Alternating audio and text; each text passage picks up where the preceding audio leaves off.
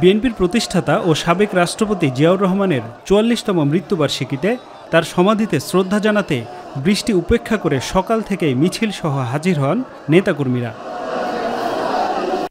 এ সময় উপস্থিত ছিলেন বিএনপির স্থায়ী কমিটির সদস্য মির্জা আব্বাস, গয়েশ্বর চন্দ্র রায়, আব্দুল মঈন খান, সালাউদ্দিন আহমেদ, এজেডএম জাহিদ হোসেন সহ জ্যেষ্ঠ নেতারা। বিএনপি সবসময় সংস্কারে বিশ্বাস করে এবং সংস্কারের মাধ্যমেই আগামী দিনের প্রজন্মের যে চাহিদা, দেশের মানুষের যে চাহিদা, সেটিকে ধারণ করার দলের নাম বাংলাদেশ জাতীয়তাবাদী দল।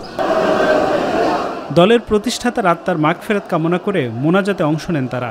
এ সময় মির্জা আব্বাস বলেন, জাপানে বসে দেশের এবং বিএনপির বিরুদ্ধে বদনাম করছেন অন্তর্বর্তীকালীন সরকার প্রধান।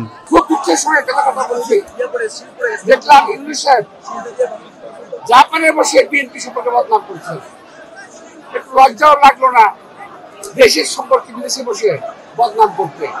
তিনি বললেন একটি দল নির্বাচন চায়, আর আমরা বলতে চাই একটি লোক নির্বাচন চায় না, সে ইউনুস নির্বাচন চায় না। পরে মানিক মিয়া এভিনিউয়ের টিএনটি মাঠে দুস্থদের মাঝে পোশাক বিতরণ ও পথসেবা করেন সালেহউদ্দিন আহমেদ। ওয়ালটন টেলিভিশন মাত্র ২৫,৪৯০ টাকায় পাচ্ছেন গুগল টিভি। আমাদেরকে সংস্কার করে যেতেই হবে। আর বিচার প্রক্রিয়া একটি স্বাধীন বিচার ব্যবস্থার মধ্য দিয়ে বিচার কার্যক্রম এগিয়ে নেওয়া হচ্ছে, সেই বিচার কার্যক্রম এগিয়ে নেওয়া হবে। এটা আমাদের প্রতিশ্রুতি। বাংলাদেশের জনগণের চাহিদা, শহীদের রক্তের আকাঙ্ক্ষা, এদেশের মানুষের প্রত্যাশা, এদেশে অবশ্যই খুনি ফ্যাসিস্ট শেখ হাসিনা, তার দল, তার দোসরদের অবশ্যই সমস্ত অপরাধের জন্য কাঠগড়ায় দাঁড়াতে হবে। জিয়াউর রহমানের শাহাদত বার্ষিকী উপলক্ষে ৮ দিনের কর্মসূচি হাতে নিয়েছে বিএনপি। আফজল হোসেন, মাই টিভি, ঢাকা।